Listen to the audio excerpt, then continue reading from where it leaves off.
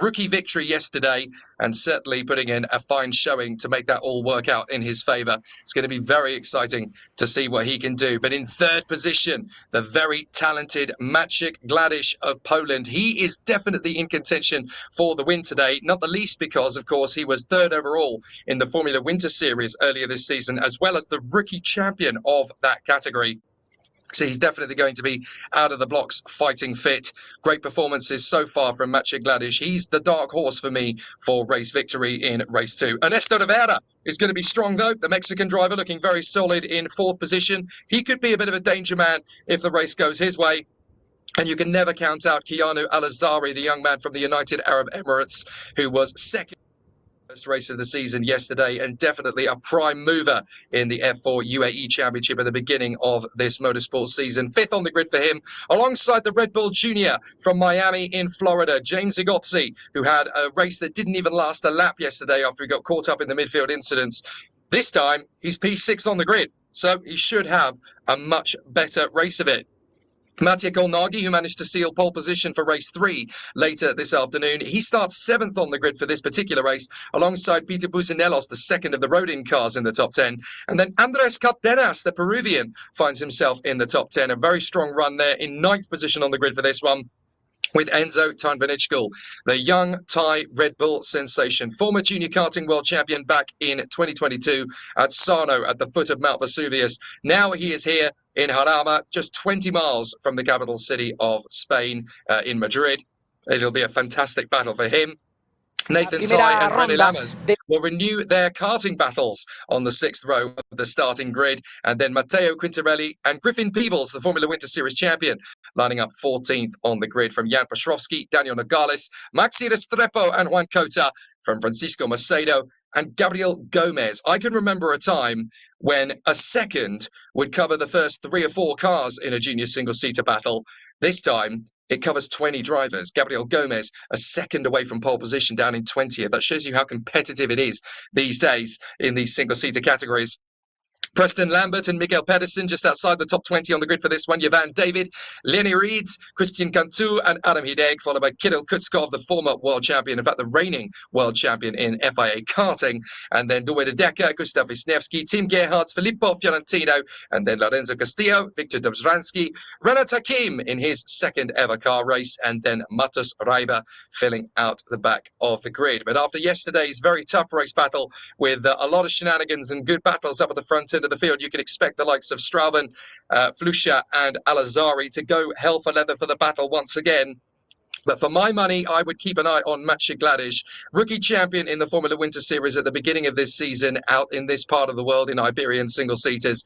Definitely one to watch out for. A former WSK champion, a former FIA Karting Academy trophy champion, a European junior karting champion. Very, very tough to watch out for, and certainly gaining massively in terms of his credence and looking likely to be the most exciting Polish racing talent since Robert Kubica. Definitely one to watch out for over the course of this season, and he's definitely got the racecraft and the tenacity to run at the sharp end of this field. However, he's not the only one that's going to be charging towards the front end. Rivera, Al-Azari and Igotzi all feel that they've got a car underneath them that can be competitive.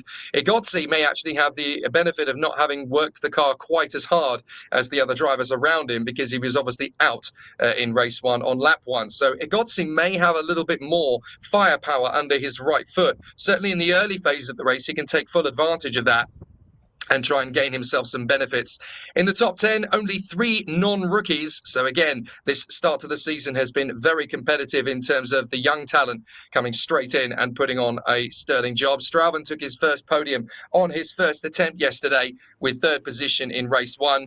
And here in race 2, he gets to start from pole position. Very exciting stuff from all of our contenders so far.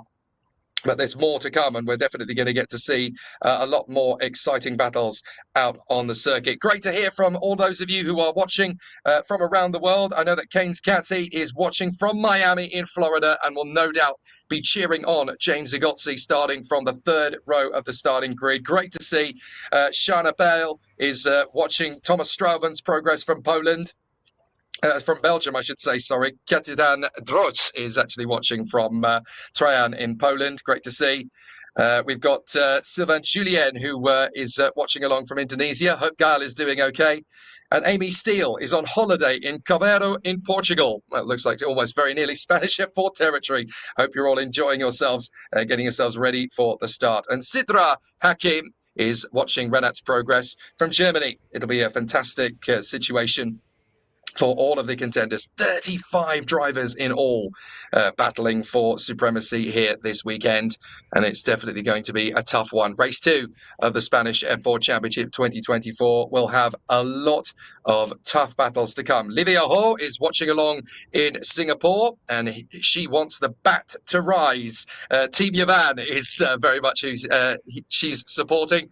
Yavan David all the way from Colombo in Sri Lanka, although these days, of course, he has moved to be a little bit closer to the racing fraternity. He now lives in Dubai in the United Arab Emirates. Great training that he puts in, and doing some fantastic stuff to continue to work the magic.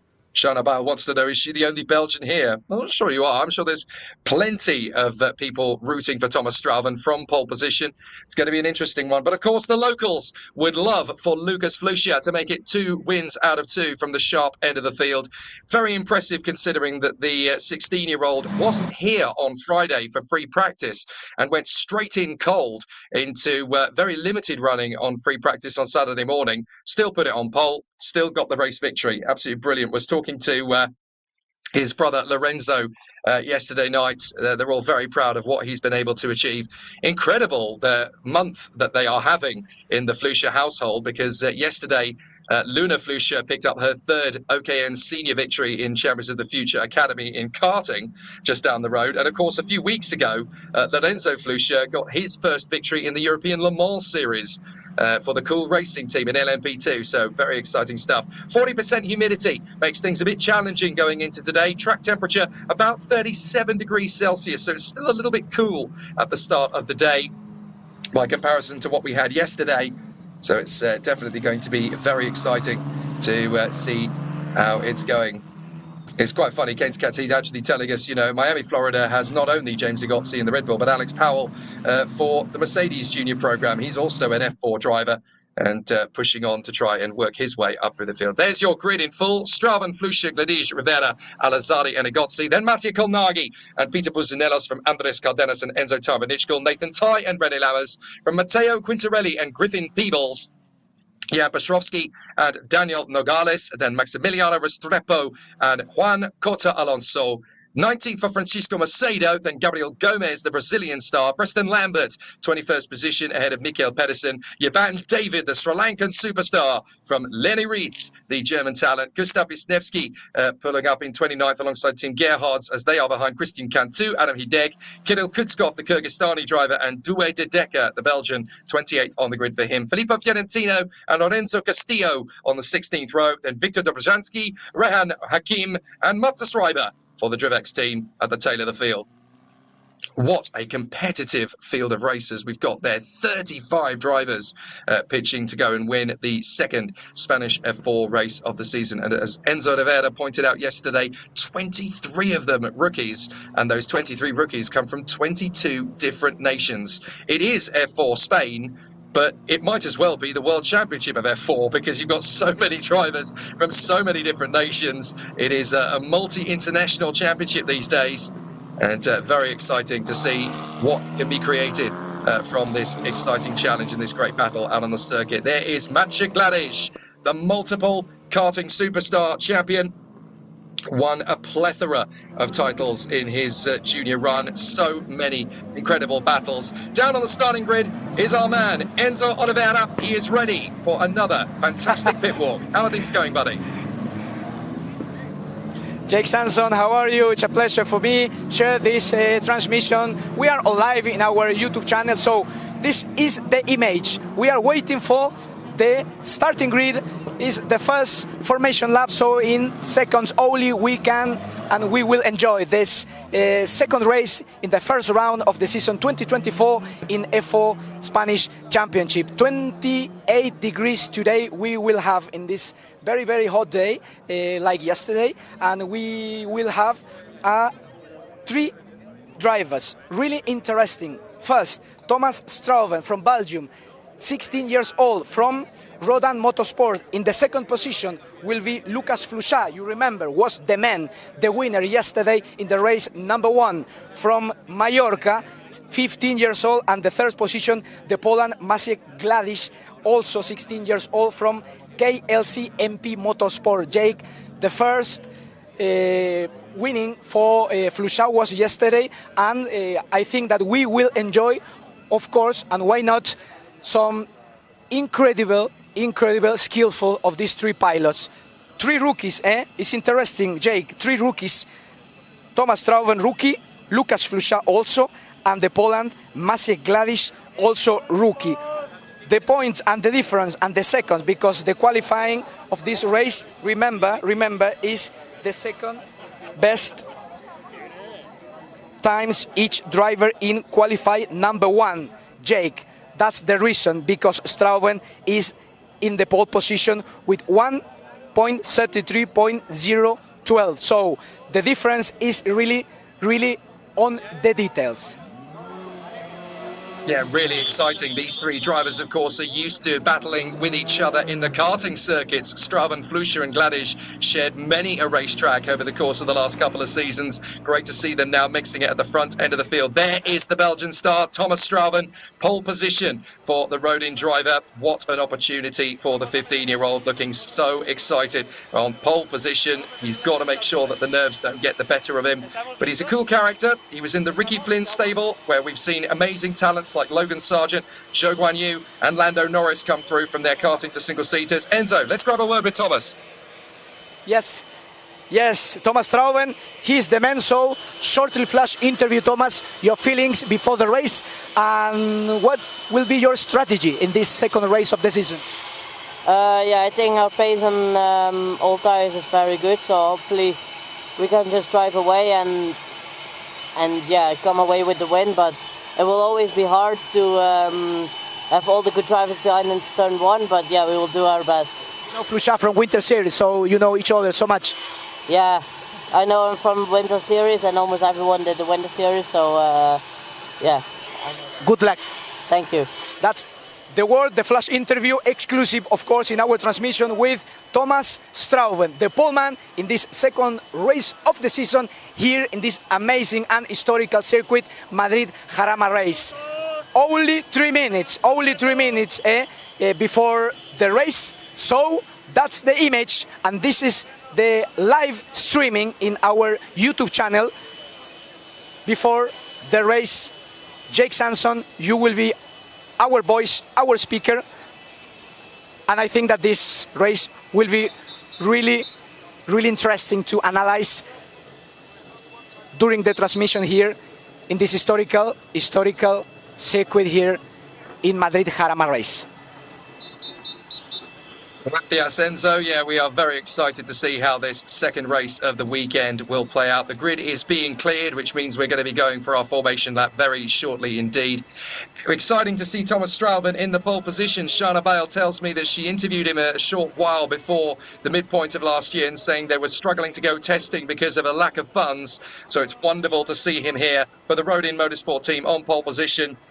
A lot of his opportunities here with Rodin will have come from the recommendation of the impresario of karting talent, Ricky Flynn, who, as I mentioned before, coached the likes of Logan Sargent, Zhou Guanyu and Lando Norris, all of whom are now in Formula One. Enzo. Yes, interesting for the analysis of the strategy. Flusha will use mixed tires. So inside, used tires, and external side, new tires. So it's not common, I think so. At the difference, Strauven and Gladisz will use tired both. So I think that is interesting information for you for analysis, your analysis and your commentator during the race.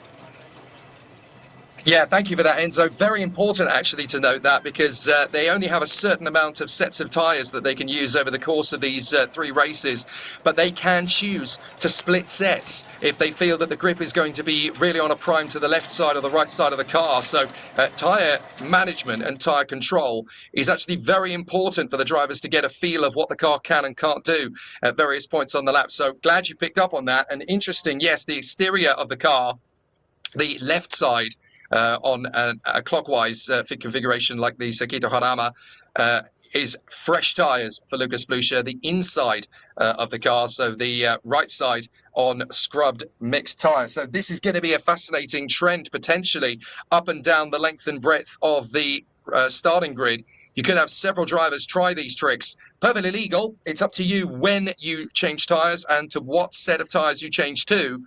But it certainly gives us a little bit more of an understanding as to the technical thinking and the mindset and the tactics of these drivers. They've got to try and pitch in when they're going to make these changes, when they're going to get the best of the opportunities around them. So it's obviously going to be quite critical to make the right choice and make the best choice possible for each potential competitor out there. So different drivers will choose different tactics. As you can see, the grid is now fully clear.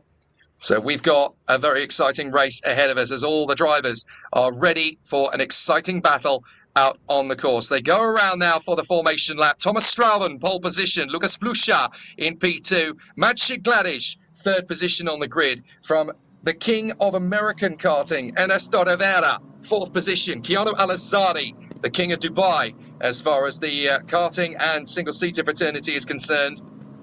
James Igotzi, the young man from Miami, part of the Red Bull Junior program, P6 on the grid. Then Mattia Colnaghi, Peter Bozanelos, Andres Cardenas, and Enzo Tarnvanichkul. Then Nathan Tai and Rennie Lammers, karting champions aplenty on this field. Matteo Quintarelli, Griffin Peebles, the reigning Formula Winter Series champion. Jan Paszkowski, the Polish superstar and former European Junior champion in karting. Dan Nogales, Maxi Restrepo, Juan Cota, Francisco Macedo, Gabriel Gomez. Then Preston Lambert, Mikael Pedersen, Yvan David, Lenny Reitz, Christian Kantu and Adam Hideg. Kirill Kutskov, Duwe Dedeker, Gustav Wisniewski, Tim Gerhardt, Filippo Fiorentino, Lorenzo Castillo, Victor Dobrzansky, Renat Hakim and Matas Reiber. So some really big stars up at the sharp end of this field. The top four is an absolute plethora of opportunity to go for a victory here. Thomas Strauben, the Belgian star, very calculated, very methodical racing driver in karting. Would always take a gamble if the opportunity was open to him, though. Lucas Flusha, already a winner in Spanish F4 after his amazing turn last night. Could be very interesting to see if he can double up. And Maciej Gladish, Formula Winter Series rookie champion, third overall in the Formula Winter Series 2024, WSK champion, FIA Karting Academy champion, Champions of the Future champion, fourth in the World Championship last year. So many great stars up at the sharp end of this field. Ernesto Rivera, the man who's pretty much been the god of American karting for the last 2 or 3 seasons, won almost everything there is to win out in the North American karting world. Keanu Al-Azari, multiple United Arab Emirates karting champion in both AAMI and Rotax categories. Star in the F4 UAE Championship, vice champion in 2024.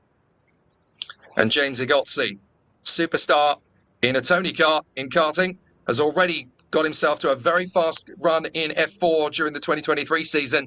Now as a Red Bull Junior, right up at the sharp end. Think Danger Man. And there's Mattia Colnaghi. He's already proven his speed this weekend. He's going to be pole position for race 3. So for P7, he should be one to watch out for. Watch for some charges through the field in this one. Tarvanichkul, Tai, Lammers, Quintarelli. Griffin Peebles is one to watch as well. Yapashrovsky could go very good in the midfield. Yvan David was exceptional at making his way through the ranks, as too were Gabriel Gomez and Duwe Dedeker. Sadly, the latter was not able to capitalise on that because the BWT-backed driver retired. But we could see some very exciting battles in front of us now. Get ready for 35 races charging to turn 1 here at Jarama. We're going to see an epic battle for race 2. And my, oh my, are we in for an exciting encounter.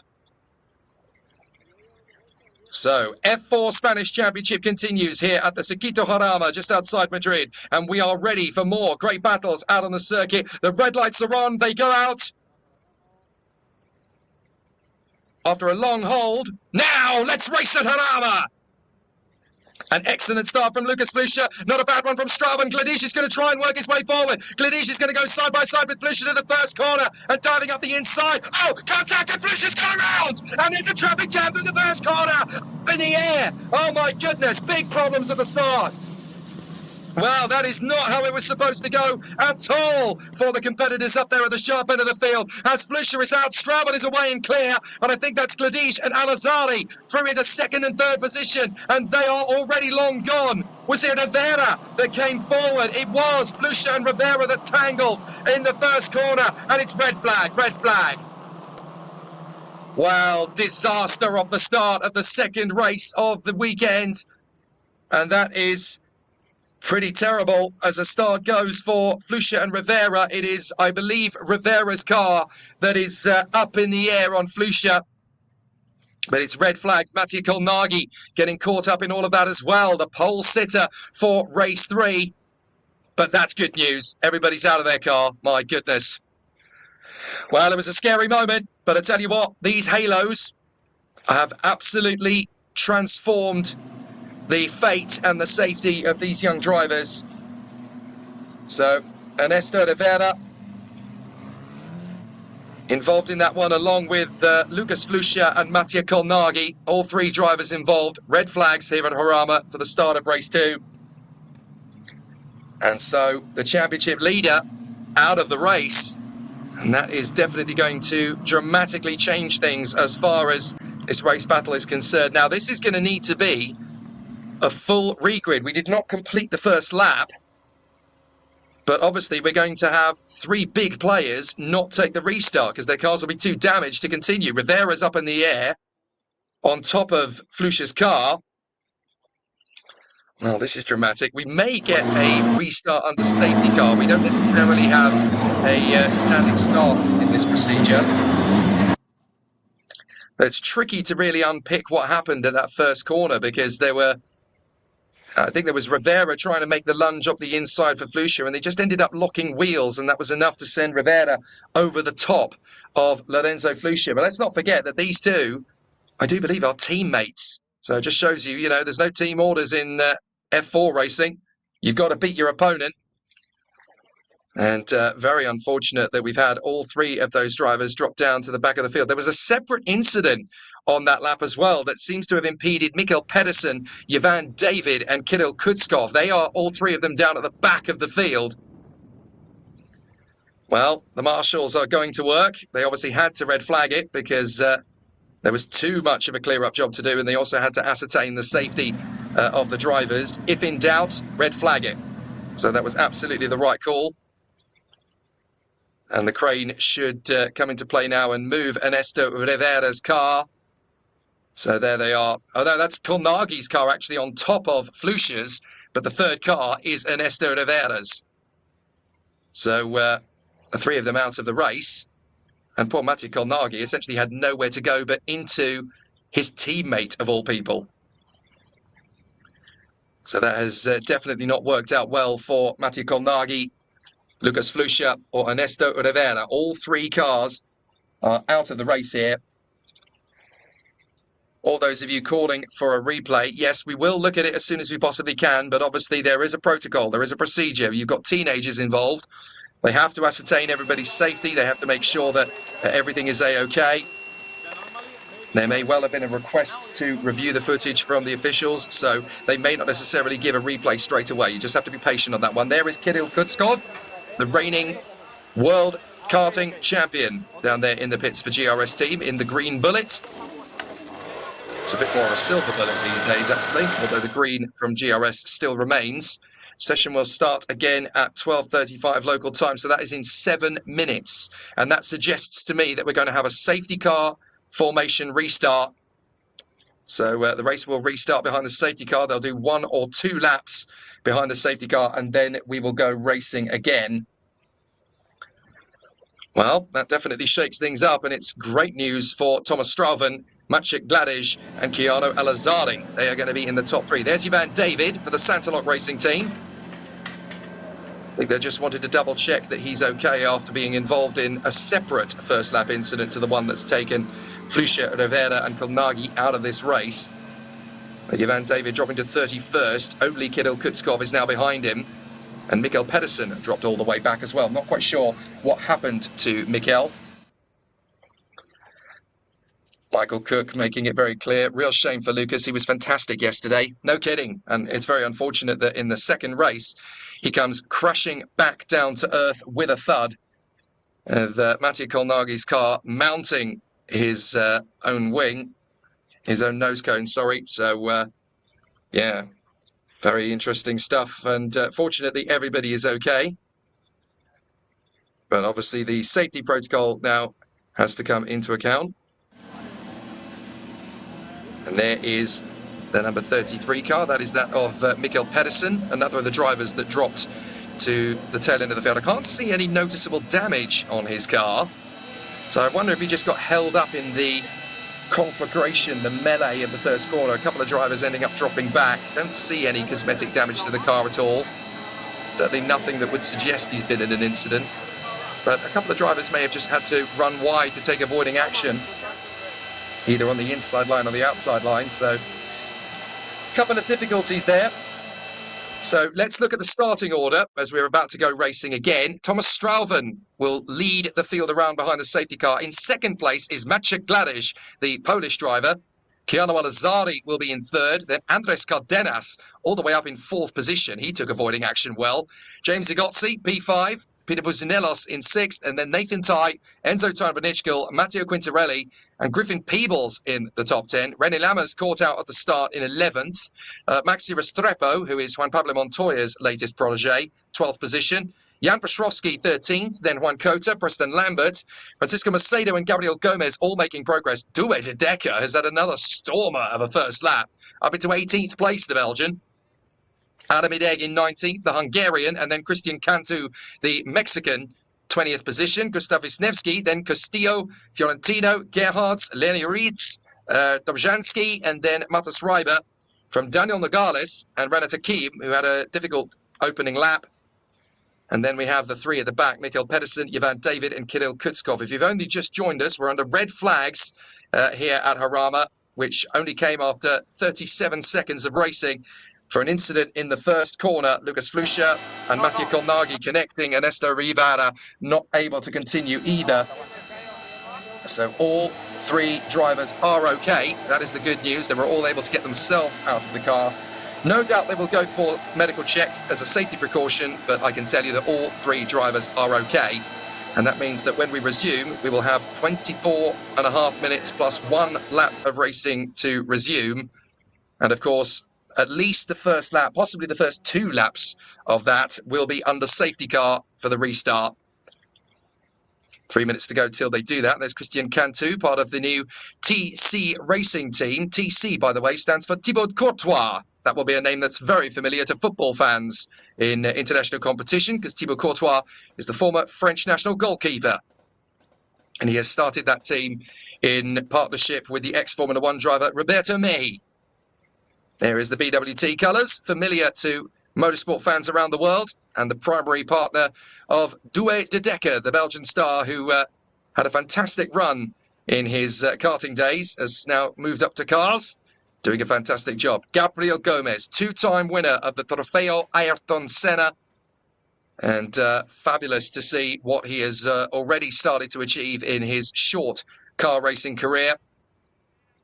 Portuguese driver Francisco Macedo, he messaged me last night and he joked, "It's amazing. I got out of karting and into cars, and Jake, you're following me." It's great. I'll follow him all one if we can. And there is the number 55, that of Preston Lambert, the American driver for the Rodin Motorsport team, formerly known as Carlin, of course, and very different identity nowadays. There is the recovery job still going on at the first corner.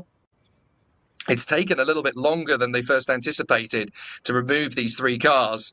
So it wouldn't shock me if the restart is delayed by a couple of minutes. There is Ernesto Rivera's car being put onto the low loader as well. Big disappointment for those 3 drivers.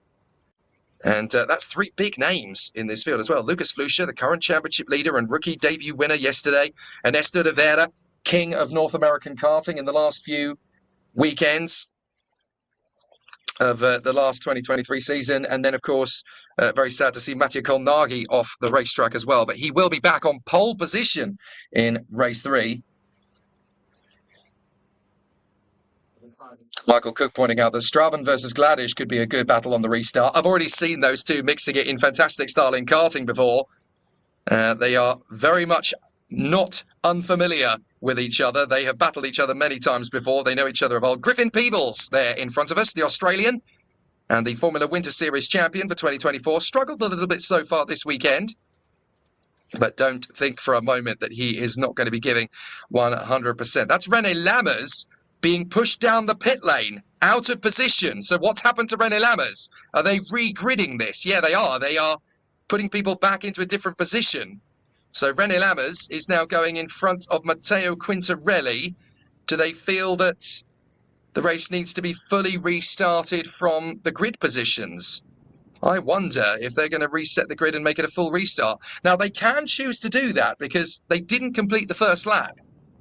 So they can put the field back in the original starting position and make them go to the grid. Now, there's René Lammers' car. Now, look at the nose cone of his car. Well, we can't see it, unfortunately, now. But there were the famous Racing Team Nederland colours of the checkered flag on his nose. You can just see it there behind Nathan Ty's Campos. There's another Campos, Enzo Tarnvanitschkel, in the famous Red Bull Racing colours. Just like Alex Albon, an FIA karting title winner from Thailand, stepping into the Red Bull programme. One to watch this year for sure. There's Andres Cardenas, the Peruvian talent for Griffin Core. Could be fascinating to see what he can get up to. And there is Peter Buzinellos of the Rodin Motorsport team, the Australian. Quietly getting on with the job in the top six. Very, very strong so far this weekend. Could be fascinating to see how it continues on. Little bit of work going on there for James Agozzi's car. That looks like a little bit of a panic they didn't need going into the restart. James Agozzi racing under an Italian licence, but of course he has his roots firmly wedged in Miami in Florida. And the man starting just in front of him is going to be Keanu Alazzari. They've pulled his car off to the side and taken the side pod off. This is not good news for James Agozzi. I wonder if he took a little bit of a batter in the start of that race. Of course, he didn't make the finish of the race yesterday. But as you can see, frenetic work at James Agozzi's crew to get him back into the race, ready for the start. This is not what you need when you're waiting for the race to get back going again. So everybody else just trying to stay calm and reserved. It's about keeping a handle on the nerves at this level. So Joshua Wilson asking, are they being put back into their original starting positions? Good question. It's difficult to tell at the moment, and it's certainly very tricky to interpret because we've obviously got three drivers that started in the top 10 of the grid, struggling to... Well, they're not going to be in the top 10, are they? They're not going to be taking up the start. Now, they have two options here, essentially, Josh. They can start the race behind the safety car in the current order that they are in, and they will do a couple of laps and then they'll start under green flags. Or they can reset the grid completely, send them around for a formation lap out of the pits, and then they will start from the grid. Or they can do that behind the safety car. There was a little bit of a juggling of positions, but I don't know whether that was because they felt a couple of drivers had overtaken under safety car incorrectly, and so they had to reset the positions, or whether they've decided to go back to the original starting positions on the grid. It's tough to know because, well, we've got Macedo there in front of Gomez, so that suggests it's still the order that it was before. If the next car in the mix... so the next car in the mix is Preston Lambert. Now, he was ahead of those two on the live timing screen, so he's now behind them. So tricky stuff. Amy Steele, does anyone know what happened to Ivan David? Good question again. Didn't see anything on the first lap, but it's quite clear he got himself into an incident with Mikael Pedersen and Kirill Kutskov. Matej Kolnagi is back out of the car, and so too is Lucas Flusha. So they're chatting about it, and it looks like there's a little bit of a giggle from the mechanics, so at least they're in good spirits. But those are two drivers of the three that you're not going to get to see continue on in race two. What a shame. So we're just going to wait, hopefully, for an update as to whether or not it's going to be a full restart on the grid or if it's going to be a restart behind the safety car. We're still waiting for confirmation of that.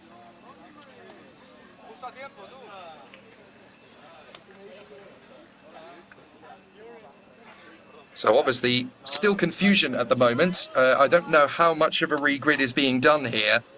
There's definitely been some shuffles of position.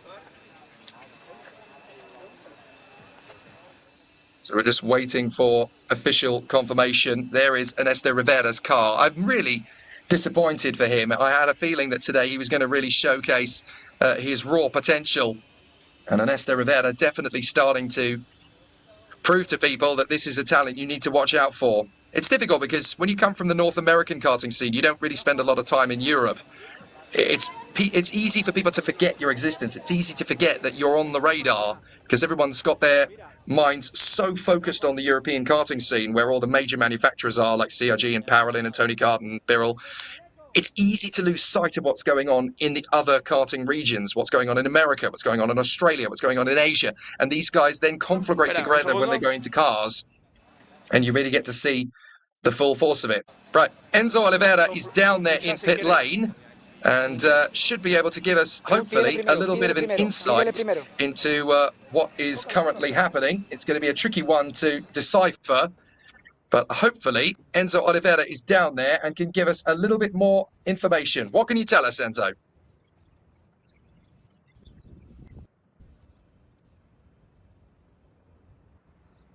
Okay, so at the moment, apparently there is still more information being given to him, so I threw to him at exactly the wrong moment. We will continue on, and hopefully race 3 will get underway very soon. There is a little bit of a delay in the restart. We were originally told that it was going to be kicking off 5 minutes ago, but obviously the extrication from the first corner took a little bit longer than was first anticipated. So Joshua Wilson asking, was Ivan involved in that separate incident that I mentioned earlier? Yes, it looks like he was, but I didn't see any damage to his car when he was being put into position. So I wonder if it was just a couple of cars running wide, because we suddenly have Miguel Pedersen, Ivan David and Kirill Kutskov at the back of the field. Now, I don't know whether they've been re-gridded or not. That's the thing. The red lights have switched off on the starting gantry. And now the repeater lights are on, which suggests that they are preparing for the restart. Well, obviously, as is mandatory, no matter whether you finish the race or not, you still have to weigh in. So Ernesto Rivera doing just that, as he's now come back to the scales in pit lane. And now 3 very unhappy drivers look on at what is left of their battered machines. Very disappointing. And all 3 of them will be rather unhappy about that. Johan Sky writing, he doesn't think they focus on the Australian karting scene at all. They literally have 2 Australians on the F1 grid. Yeah, you say that, but the Australian karting scene is picking up. I was having a long conversation with Mark Horsley recently, and during the Australian National Championships, they do have about 150 to 200 entries in a weekend, so that says to me it's in perfectly rude health. So hopefully there's going to be a lot more competitors from that part of the world moving forward. BB saying, surely the kids in the accident aren't restarting. They have their helmets on like they want to. Of course they do. Yeah, they're racing drivers. If they feel that there's a chance they can restart, then they're going to be ready to. So yeah, they've kept their helmets on just in case. But the rule is quite clear. You're absolutely right. If you're involved in the incident on the red flags, then you're not going to be able to start. And I think it's going to be, you know, very apparent the race is going to get underway in a couple of minutes, and those cars are not ready to race. So the other reason they may have still got their race suit and gear on is it's easier to weigh in if you haven't taken any of that stuff off, because obviously you've still got it on you. So that is another factor as to why they may not have taken helmet and gloves off and everything. But I think, moreover, BB's got a point. They're probably just keen to make sure that they can restart if they're allowed to. Unfortunately, I'm fairly sure they're not allowed to. And you can see in Ernesto Rivera's case, there's no way that car's going further. So we're down from 35 drivers to 32. And it's going to be a fabulous situation for the contenders. So I am informed that Ivan David actually got hit from behind and pitched into a spin on the opening lap, and that is why he finds himself down at the back of the field. Not informed who it was, but he was certainly pitched into a spin, and that's what put him down the order. I think Kirill Kutskov had to take avoiding action, as did Miguel Pedersen, which is why the three drivers find themselves toward the tail end of the field now. Now, there are a couple of options here. And again, we're still waiting for final confirmation as to what the officials are going to do about this. Whether we're going to take a full start behind the safety car on the grid, original starting positions or positions at the end of lap one. There's a bit of debate at that one. So we'll try and keep you up to date with this as it continues to develop.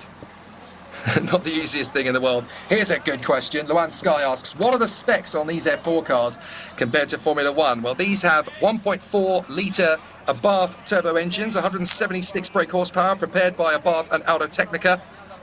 And this is the T421, built and developed by Tartus with Morelli data acquisition and software. So with 176 horsepower, this is easily the most powerful thing these guys will ever have sat in.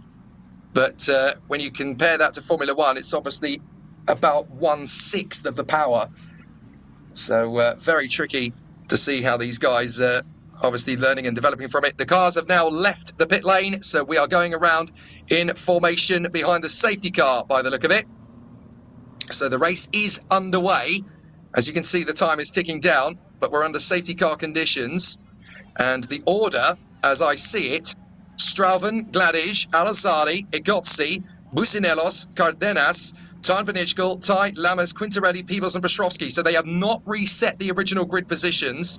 They have only taken it from the positions that they were in at the end of the lap. So they had to shuffle a couple of positions.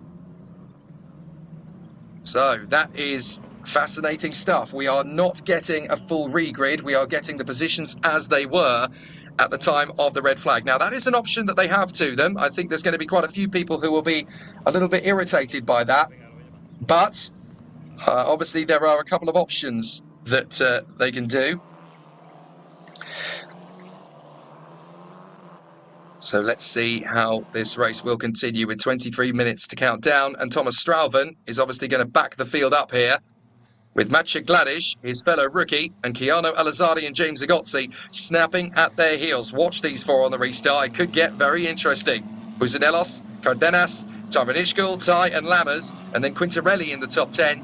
From Peebles, Bashrovsky, Nogales, Restrepo, Kota, Macedo, Gomez, Lambert, Pedersen and Jovan David. Okay, so they've been put back into their original positions by the look of it.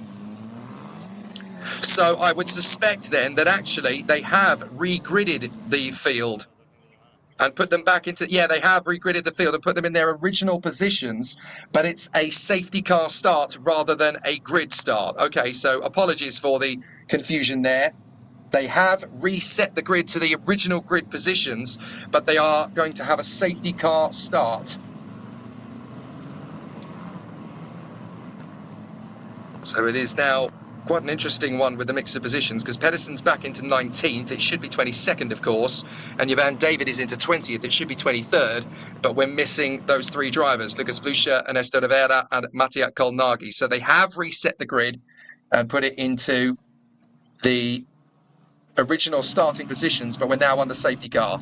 So that's what's going to happen. It could be 2 laps here under safety car rather than 1. Indeed, it is going to be 2. And the reason for doing that, of course, is so that the drivers get a little bit more time for the understanding of the reset of the positions. There's going to be a little bit of dust on the circuit at turn 1, so they need to understand the conditions and the grip levels.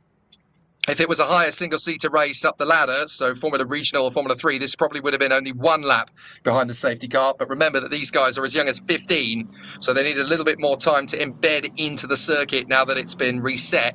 So a second lap is a good precautionary measure behind the safety car.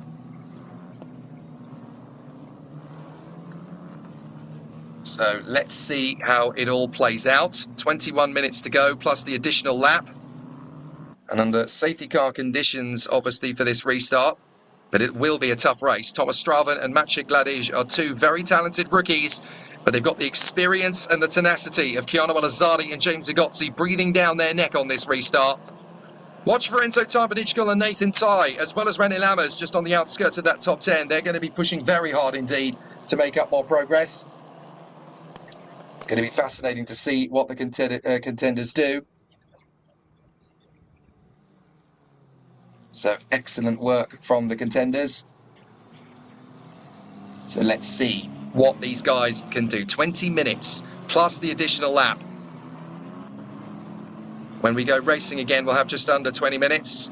And then, of course, the lap-in edition. It'll be a fascinating battle for all of the contenders when we go racing again. But does Thomas Strauven have what it takes to cope with the pressure of Gladish, Al-Azadi and Egozzi breathing down his neck? He's backing up the pack. Here we go. Safety car is in this lap. So now it's time for the second race of Spanish F4 to get back under starters' orders once more. So they should have been able to get the Hancooks up to temperature now. Certainly as good as they're going to get at this phase. So now it all comes down to when Thomas Strauven decides to drop the hammer. Gladish, Al-Azadi, Egozzi, Buzinelos are under green flag conditions, but we don't start racing until they cross the start-finish line. Looks like Strauven's gone for it, up at the top of the hill and dropping the throttle. He's going to do it now. So Strauven pounds in on the throttle. Now he's gone for it, but Gladish has responded well to it. Looks like there could be a charge down the main straight going into the first corner. It's green, green, green, green here at Jarama. And already Gladish has got Strauven on the brake. Egozzi looks like he's threatening Al-Azari to the first corner already. They're going to go side by side, and Gladish could get swamped here as Egozzi tries to come round the outside of Al-Azari to get into third position. I think Egozzi's made that work. Can the young man from Miami sustain that as the rest of the field works their way through turn one? Is everybody through okay? For the moment, it looks like it.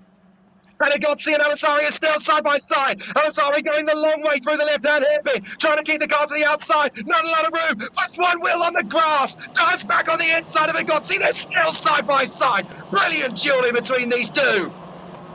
Egozzi and Al-Azari just will not surrender the battle.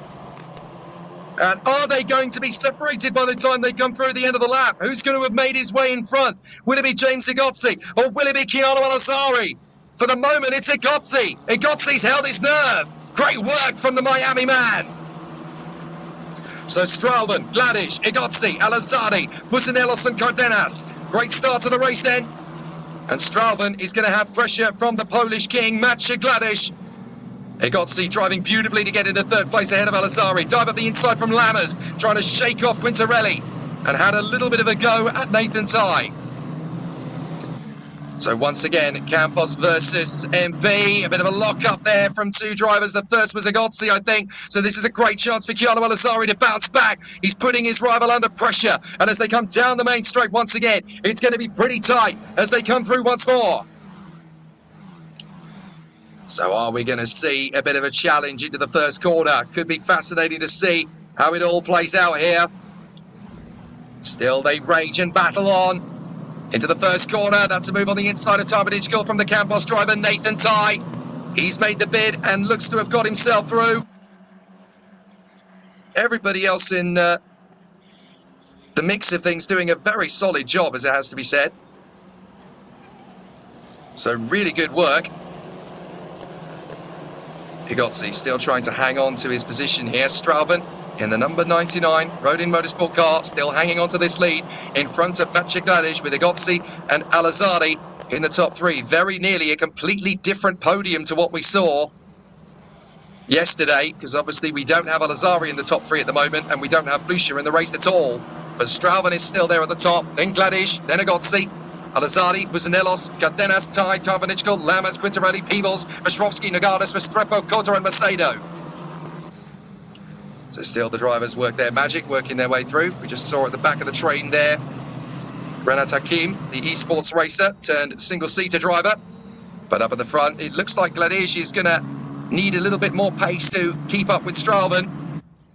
Egozzi is working his magic there, trying to drop Al-Azadi. And as they come out of the final turn, down that crest, onto the main straight again, the slipstream is coming in good from Egozzi. 0.8 of a second between Strauven and Gladish. He can still win the race from there, but it's going to be about tyre management from this point on. Got to look after the tyres to have a chance in the closing stages. Gladish actually going defensive into turn one. He feels the threat from Egozzi and Al-Azadi. So this is not going to be easy to maintain as Jan Piotrowski has got past Griffin Peebles on the lap, so that puts him up into 11th position. The Polish drivers really are going well today.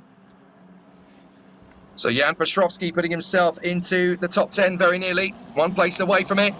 But Gladish really having to go defensive on Igozzi and Al-Azadi. Making their way up the crest through the left-hander, up the camber elevation. This is a really tricky part of the course to get right and set the car up in terms of tyre wear.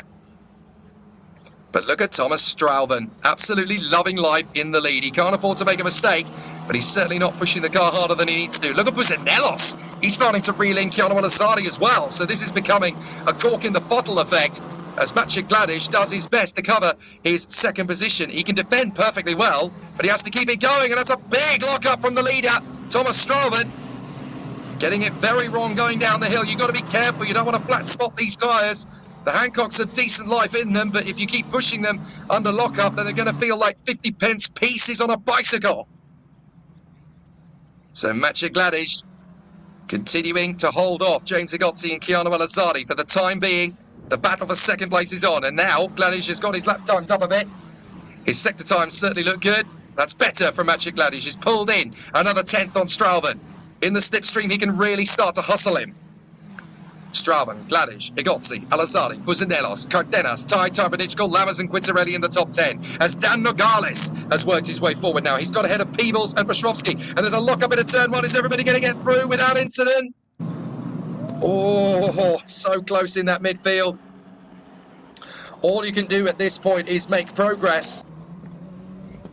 But it's really tricky. It was somebody going off the road there down at the back end of the field. Couldn't quite make out. Oh, we got a spinner in the middle. It's one of the MPs, and they've hopefully got to stay away from him. Oh my goodness, that's Peebles. How did everybody miss him? Thank goodness for that. And it was Lorenzo Castillo who dropped to the back of the field. Griffin Peebles having an incident in the midfield. And the Formula Winter Series champion, fortunately, was avoided as Lammers locks up big time. Here comes the charge from Enzo Tarbanichkal. Trying to get through past him. Has not been able to make that work. Look at the time that Strauven's lost now to Gladish. Gladish is absolutely hammering it. So Maciej Gladish has got a really strong chance to go for the lead now. If he can take this at the top of the hill and keep close to Strauven, he might be able to utilise the slipstream. He's cut Strauven's advantage in half on this lap. So Gladish going well here. Just a couple of laps to look after the tyres, and then he can go back in on it. So Strauven, Gladish, Igozzi, Al-Azadi, Buzanelos, Cardenas. Has he got close enough to utilise slipstream here, Gladish? He's definitely thinking about it, but he's not close enough. Igozzi something to defend Al-Azadi into the first corner. Al-Azadi commits to the move on the inside. Not happening. Well defended by Igozzi. Pretty stern stuff between those two as they continue on. Wow, excellent progress. 12 minutes and 20 plus the additional lap still to go in this race.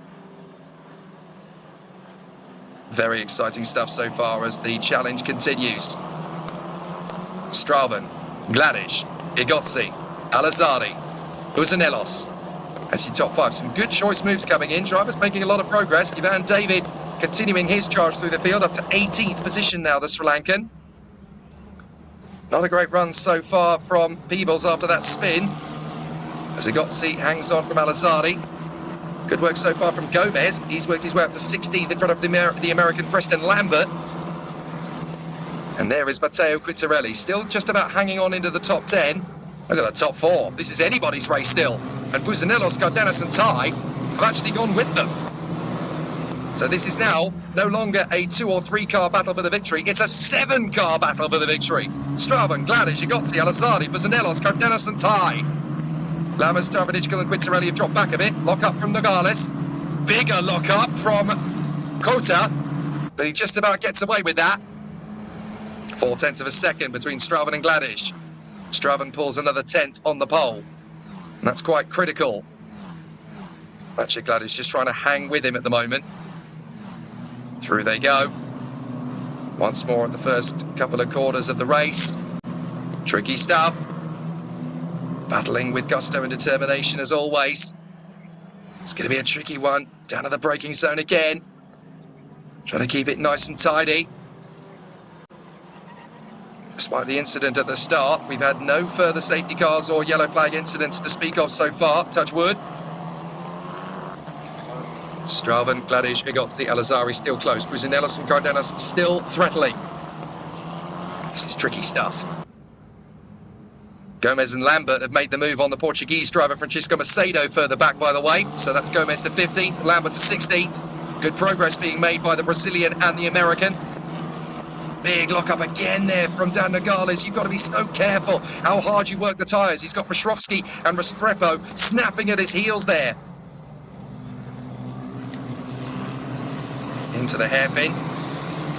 Nathan Ty really starting to put pressure on Cardenas, who as a result turns the dial up on Buzinellos, who as a result gets into Alazari, who's now putting more pressure on Igozzi, and the concertina effect becomes so magnified at the top of the hill. Got to be so careful. So let's see how it all continues out. Straven leading the way from Gladish, Igozzi, Alazari, Buzinellos, Cardenas and Ty. Gladish definitely closer on the way through the first lap. Look at the difference in lap times between Straven and Gladish. There's nothing in it. 1,000th of a second.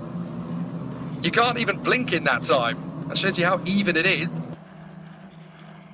Excellent racing from these guys so far on this fabulously historical race circuit, the Circuito Madrid Jarama, scene of where Formula One mercurial legend Gilles Villeneuve won his last Formula One Grand Prix in 1981 for Ferrari. The circuit is tight, twisty, technical, and a real challenge. So Straven under pressure. Magic Gladish is really hammering him. Did you see the wobble, the twitch as he went through the combination? Straven is under big pressure here. He cannot afford to overcook this, or Magic Gladish will eat him up for lunch. Down the drop. Careful on the brakes. That's better from Straven. Little bit of a lock-up from Igozzi. Great work in the top 7. Everybody keeping this very nicely planted. Straven, Gladish, Igozzi, Alazari, Buzinellos, Cardenas, Ty. It really is that close to the victory at the moment. 7 drivers debating 3 trophies. Big lock-up again from Nogales. Got to be so careful. And just getting that little bit over the line on tyre management, that's really going to come back to bite you in the last 3 minutes of the race. So Straven hanging on to it. We've got a car coming out of the pit lane right in front of the competitors in the race. Now, who is that coming out of pit lane and going incredibly slowly, almost coming to a stop? In fact, has stopped on the race circuit, waiting for everybody to go out. That's very poorly commanded. Somebody coming straight out of the pit lane in the path of the rest of the racers. I'm not entirely sure who that was, but Macedo appears to have come into the pits, as too has Miguel Pedersen. So who was it? It is Macedo. So it looks as though Francisco Macedo was waved out in front of the path of cars. Well, that could have been a very nasty incident. I mean, fair play to Francisco Macedo for realising the whole field was there. Ultimately, they really should have put the red light on at the end of the pit lane and waited until the field had gone past. That would have been safer. There's Enzo Tarvanichkel. He's dropped back a bit now from René Lammers into the clutches of Quintarelli. He's got to be careful. Straven locks up again. Alazari does too. This is where things get tougher on tyre management. And this is where you can really start to see the hard work that these guys are putting in. You cannot afford to overcook these brakes, and it's so easily done as well. 15, 16-year-old kids, some of them barely able to tie their own shoelaces and focus on their homework. And here they are, battling down the straight. Straven, Gladish, Igozzi, Alazari. They've managed to pull a little bit further clear from Buzinellos, but he's still got Cardenas and Ty following in his wake. And then a bit of a gap back, although it's a lot smaller a gap than it was. René Lammers has reeled them in by about half a second. Then Tarvanichkel, Quintarelli, Nogales, Piotrowski, Maxi Restrepo, Juan Cota, and Gabriel Gomez just creeping up towards the points positions. So this is really tough stuff. Now this comes down to a grudge match of patience.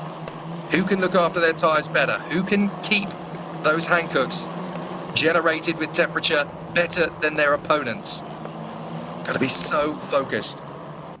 No lockups, no missed apexes, no dropped braking. Straven holding it for the moment. This is a little bit easier a part of the circuit on braking, although don't tell Peter Buzinellos. He runs a little bit wide. Oh, a little bit of a moment as Petrovsky really hustles in behind Dan Nogales. He's getting impatient. The car's sliding down the hill. Much better this time from all of the top 7. Not a single lock-up. Very tricky to see. It is about patience, discipline, control. The nerves really start to kick in at this point. You've been out there flat on the throttle for 20 minutes. No other safety cars, no other yellow flags. So it's been intense all the way since the restart. And for a lot of drivers, this is the longest intense run of this nature in racecraft they've ever done. Because, of course, we had races interrupted by safety cars yesterday and then, of course, brought under a red flag. So this is the longest single stint in race trim a lot of these drivers will have done in a single-seater. And that's intense. Tomadichko, Quintarelli, Nogales and Petrovsky very close in for the final couple of points positions. Igotzi under pressure from Alizari. Alizari is so good at tyre management. And now Igotzi having to play defensive. Don't you dare take this podium away from me, says James Igotzi. The Miami man, determined to work his way through. And it looks like Restrepo's had an incident. Maxi Restrepo's dropped back. So Maxi Restrepo having an issue further back down the field. Not entirely sure what happened there, but certainly in Sector 1, Restrepo has had an incident. Now that could cause an issue, could cause a safety car depending on where he's gone. And Renat Hakim has come into the pits, I'm told as well. That's unfortunate. And there's yellow flags. So where on the circuit is that? I think it's in Sector 1. And that's almost certainly going to be for Maxi Restrepo, the Colombian. But I'm not seeing anything that would indicate a safety car yet. Just yellow flags at the moment. So Straven, Gladish, Igotzi, we are running out of time to have a safety car period or anything. Oh, it is safety car. Oh, you've got to be kidding. I was looking forward to that, as were all of you. Oh, how frustrating. Well, it happens. You can't always get what you want. But as Mick Jagger once sang, if you try sometimes, you get what you need. And certainly Thomas Straven gets the safety car exactly when he needed it. He was under big pressure there from Maciej Gladish and James Igotzi. And as far as he's concerned, the safety car comes out at the perfect time. Unfortunately, they had just passed the pits when that call was given. So that means that they're going to need at least another lap just for the safety car to be at the front end of the field. So what's the reason for this safety car? We haven't seen yet what the reason is for it. It's almost certainly for Maxi Restrepo, though, because that's the reason why there were yellow flags. He dropped all the way down to the back, but I haven't seen a stationary car anywhere. I wonder if there might be debris somewhere on the circuit. Maybe that's the reason why we're under safety car. Because if there's debris in a dangerous part of the circuit, then that is obviously going to be the need for the safety car. So this is a bit of a frustrating one now for the drivers, because they've got to continue on around the course and then they'll catch the safety car. But will the incident be cleared in time to give us a green flag finish? Tough to know on this one. So we've got an incident under investigation. It's between 3 different cars. That's obviously the first lap incident. There is the Cupra safety car. But why is it out? What was the cause of it? That's still a bit of a mystery to us. The yellow flags, yep, that's all well and good. That's what should be happening at the moment.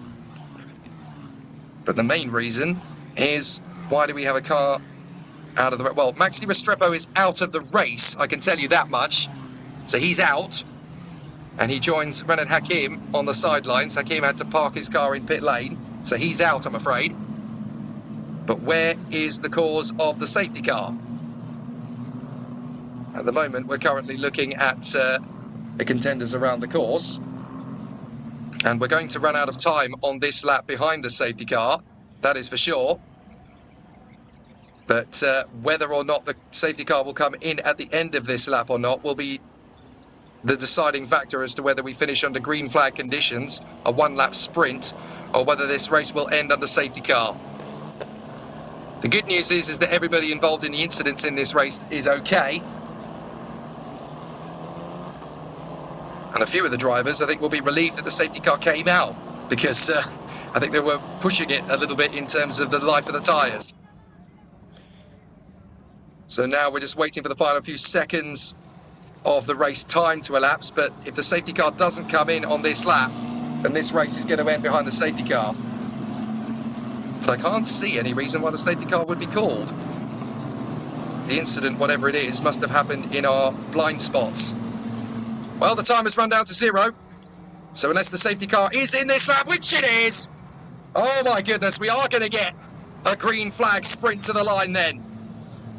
So whatever it was, it must have been some form of debris, because there's no stationary car off the line that was hard to move. So it must have been for debris. But the safety car will be in this lap. We are going to get a green finish. And there's going to be several drivers here who have got a chance to make something happen. What can Maciej Gladic do from P2? What can Keanu Alazari do to put pressure on James Igotzi? We are going to go green flag, and it's all down to Strauben to get this restart right. The pressure will never have been bigger on his shoulders. Out of the final turn, he looks like he's got a decent start on Gladic. So for the final lap, it begins under green, green, green, green. Here we go. What can Gladic do for Strauben in the lead of the race? And it looks like he's going for it already. Keanu Alazari is going to try and go long on James Igotzi. Is he going to make it? He's side by side with Gladic. He can get past both of them. So Alazari looks like he's made the move for third position on Igotzi. That's enough for the podium as everybody gets through in this first lap. Is everybody through in? And Alazari has made it into third position. He's got ahead of Igotzi. Onto the podium goes the Dubai Dynamo. Brilliant from Alazari. Big charge on the inside as Enzo Tarbanichkul attacks René Lammers into the hairpin. Is there going to be enough time for him to make a move to go further up the points table? But Strauben is ahead of Maciej Gladic and Keanu Alazari. And it's that kind of move from Alazari that could put him in a championship-winning position come the end of the season. It's not just about what you do when you win. It's about what you do when you don't. Looks like there's some damage further back. One or two of the cars who are just trying to get to the line now with all sorts of issues. Lots of lockups at the bottom of the hill, but Thomas Strauben seems to have done the business on this restart. A little bit of a lockup. Alazari putting Maciej Gladic under pressure on this final lap. And as the rest of the field just tries to get home in one solid line, Alazari is running out of chances. He may only get one more on Maciej Gladic, and it may be in slipstream only. But Thomas Strauben has dealt with the pressure in very tough circumstances. The Belgian talent will come through. Thomas Strauben wins at Harama. What a brilliant shot from the Rodin star from Belgium. Thomas Strauben, what a drive. Maciej Gladic in a brilliant second place, bending off the comeback kid, Keanu Alazari. What a brilliant battle. Superb. What a race. And well done to the Harama Marshals for getting that sorted and giving us a green flag final lap. Well done, everybody. Thomas Strauben, all the pressure in the world. Did he buckle? Buckle he did not. Well done, buddy. That is a big moment. 2 rookie winners in the first 2 races of the season. And well done to Maciej Gladic, the rookie champion in Formula Winter Series this year. 3rd overall in the championship, don't forget. And he's on the podium in his 2nd Spanish F4 race. Well done, Maciej. All of Poland is proud of you. And Keanu Alazari, well, that is almost certainly going to put him in the frame for the championship lead, although I think it may just go to Thomas Strauben by a couple of points. A 1st and a 3rd against the 2nd and a 3rd should put Strauben in the lead of the championship just by a couple of points. But I have to say, everybody in that top 10 drove brilliantly, absolutely brilliantly. Considering that these guys are still 15, 16, 17 years of age, my oh my, are they turning into whiz kids. Excellent racing from Spanish F4. And it's wonderful to see all these amazing youngsters representing Belgium, Poland, the United Arab Emirates, America, Australia, Peru, Great Britain, Thailand, the Netherlands, in the top 10. 9 different nations in the top 9 places. Wow.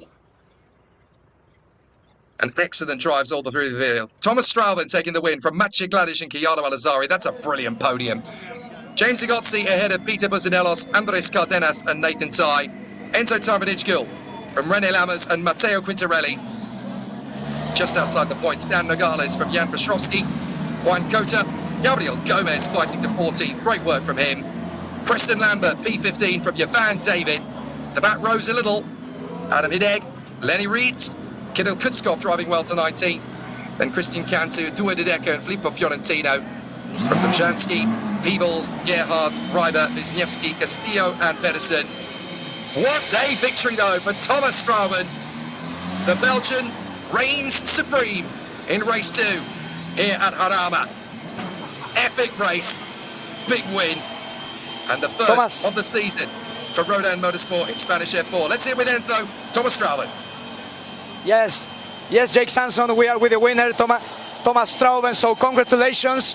It was really eventful, no? Race number 2 here at Jarama. Congratulations.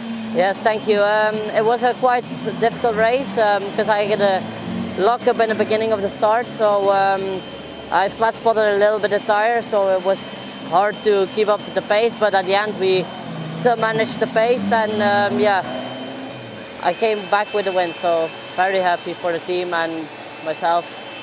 So. What means for you win this second race here at Jarama? Quite a lot. We have still one race to go, so hopefully we can do the same. We're starting P6, but yeah, hopefully we will have one more good race. So you was battling against Alazari, you know each other, you know Fluchau, everyone know each other, so it was really amazing battling for the points, no? Yeah, it was really tough. I had amazing launch of the grid, but I saw in my mirror Fluxa crash, so yeah, I think that was the big crash, and yeah, I think it was very hard to get away from Maciej because he had really good pace. Thank you so much. Congratulations. Take out the helmet because it's really hot. Yeah, thank you. The words of the winner in this second race, Thomas Strauben from Belgium. Jake.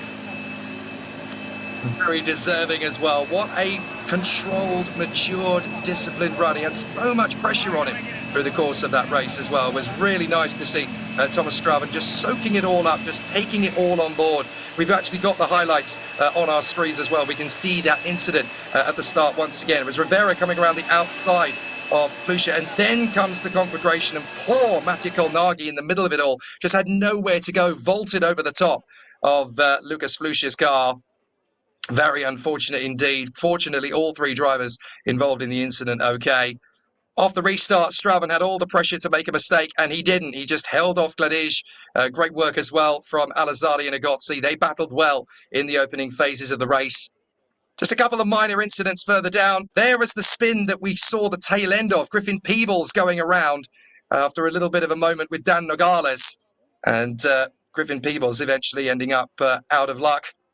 But the victor, very deserving, Thomas Strauben. What a winner, and what a stunning drive from the young Belgian.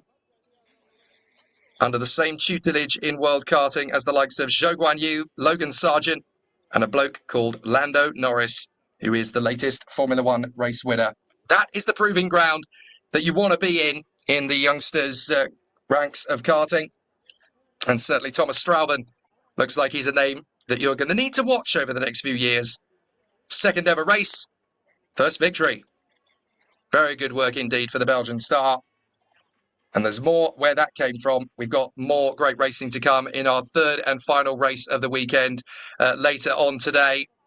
I am not entirely sure if we'll be able to stick around for the podium ceremony of this one, because there is a lot of other bits and pieces happening in terms of the schedule here in Spain. It's not the only race that's taking place on the circuit. There are other support races to the F4 Spanish Championship. One thing is for certain, we'll definitely bring you all of the reaction on the website, which is f4spain.org. You can follow along all of the latest news and reactions as well on F4 Spanish Championship on Instagram and on Facebook.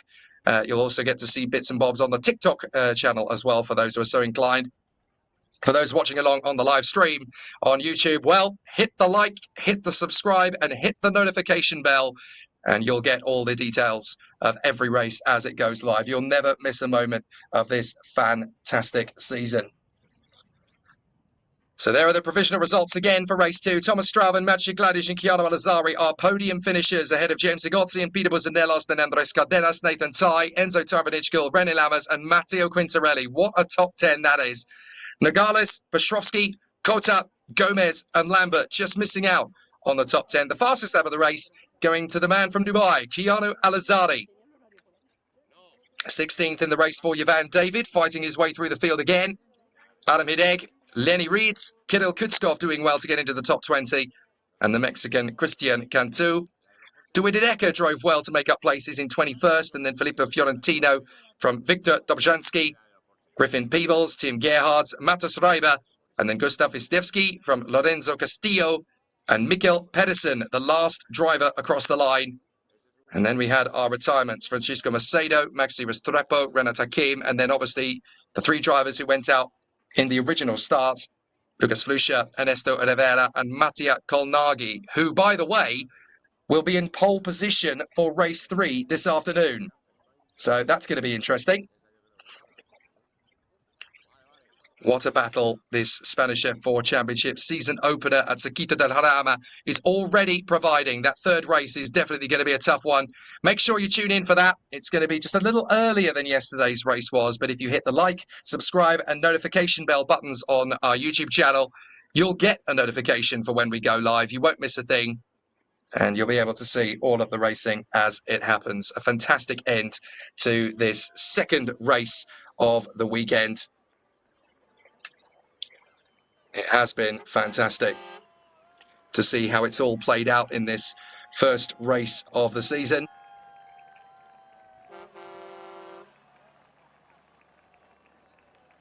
And a great start to this championship weekend. 2 new winners in Spanish F4 in the first 2 races of the year, namely Lucas Flusha yesterday and now Thomas Strauven today. It'll be the Belgian national anthem that will ring out on the podium ceremony when the drivers are presented with their trophies.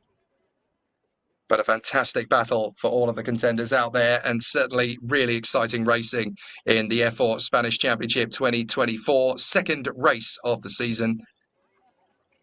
Thank you so much as well, by the way, for all of your comments and questions on the YouTube stream. We do love keeping an eye on everything going on. Michael Cook pointing out that this grid is basically a who's who of international karting the last few years. He's not wrong. And Marcello Vaninetti pointing out there are some strong rookies here. There certainly are in Spanish F4 in 2024. We always knew that this was going to be one of the most competitive junior single-seater grids in the 2024 season. And boy, have we been treated in the first 2 races of the year. Can't wait to see whether we get a third different winner from the 3 races in the third race later on today. But in order to do that, Mattia Kolnagi would have to hold off the pressure from all of the competitors around him. It's going to be a very different grid for race 3, by the way, as well, because a few of the drivers up at the sharp end of these first 2 races had difficulties in timed qualifying. We'll pick that story up at the beginning of our broadcast for race 3. But certainly very exciting stuff so far from all of our contenders in Spanish F4. My goodness, what a start to the season it has been.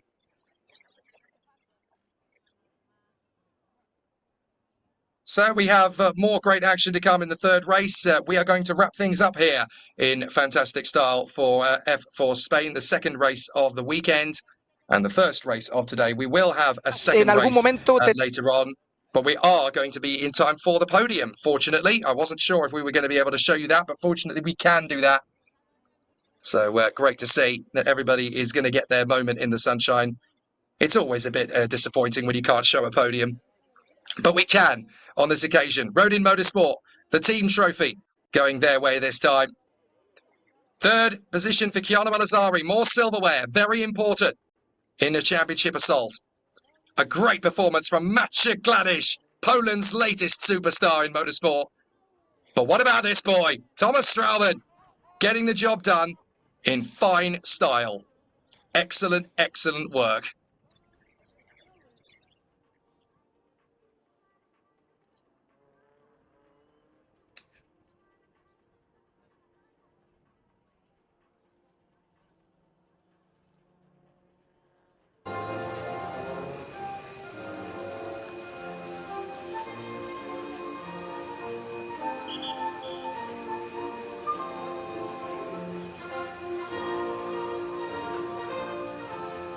Ahí él está, fantástico, lindo belga, conmemorando la victoria. Excellent work from Thomas Strauben. The Belgian driver receives the Belgian national anthem on the top step of the F4 Spanish Championship podium in only the second race of his career. The trophies come out. The winning trophy for the winning team, Rodin Motorsport, and the third place trophy. Looks like the wrong trophy's been given there. The second place trophy was given to Chiara Malazzari. He's got the third place trophy. So Maciej Gladish receives his trophy for P2. But for the second time in a row, we have a rookie winner this weekend. It was Lucas Flusha yesterday. But in race 2, here today, it is the Belgian driver for Rodin Motorsport, Thomas Strauben, who comes through to take a fabulous race victory in amazing fashion at the Circuito de Madrid Jarama. What a brilliant moment for the Belgian. So we've started the season with a proper battle on our hands. Thomas Strauben and Chiara Malazzari take the lead in the championship. Maciej Gladish gets big points as far as the championship is concerned in the podium ceremony in P2. But we have got some great racing to come. The third and final race of the weekend is not far away from us. But the F4 Spanish Championship boys will celebrate in fine style, as expected, in brilliant displays here. And the boys will celebrate in fantastic fashion. I think there's more photographs to there's more photographs to do before they can spray the fizzy stuff. Great work from these three. They're still learning about the protocols of being a racing driver at the top level. Cars are very different to karts. But the guys from Photocar 13 doing their business and making sure that the pictures, which I'm sure will emerge on the social media channels very soon indeed. And now comes the celebration. Thomas Strauben gets his moment in the Spanish sunshine as the boys get busy with the fizzy here at Jarama. Wonderful stuff. Great scenes and a very deserving first victory for Thomas Strauben in Spanish F4. Will we get 3 different winners from the first 3 races of 2024? Mattia Colnaghi, it's over to you. He'll start from pole position in race 3. But from my colleague Enzo Oliveira, from myself, Jake Stanston, from everybody here at the F4 Spanish Championship, thank you very much indeed for watching race 2 of the weekend. Race 3 is just a few hours away. Hasta luego!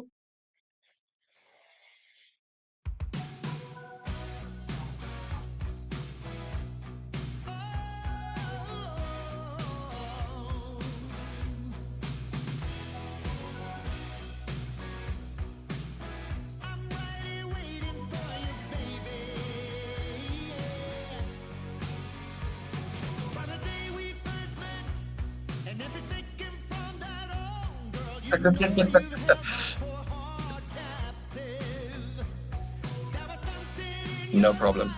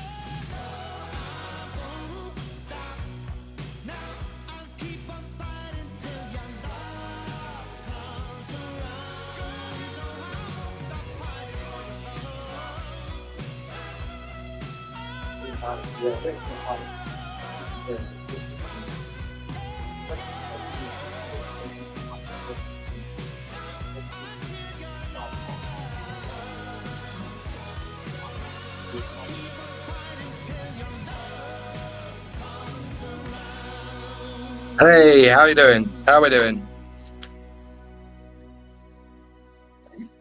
Yeah?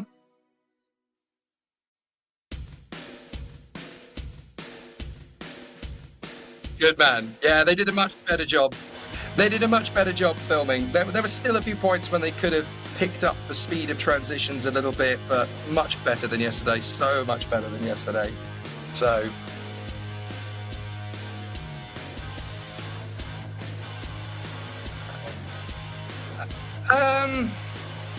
they decided not to play any replays at all until after the race, so clearly they were nervous about getting it wrong. So I understand that. It was a little bit frustrating. Just the speed of going from the front and back of the field into the next shot, they just need to pick it up a little bit. It needs to be a bit more... It needs to be a bit snappier. It needs to be a little bit more responsive when you go from one shot to the other.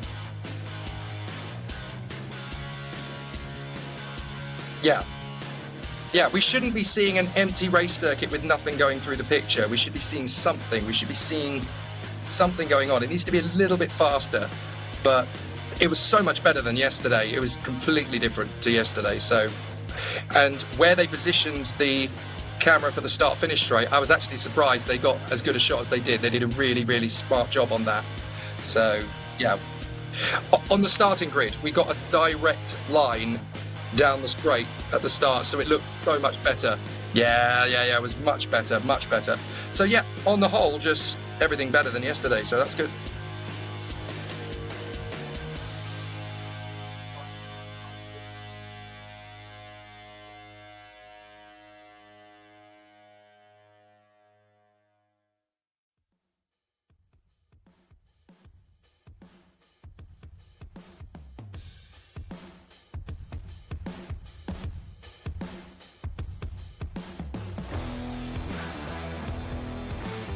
Yep.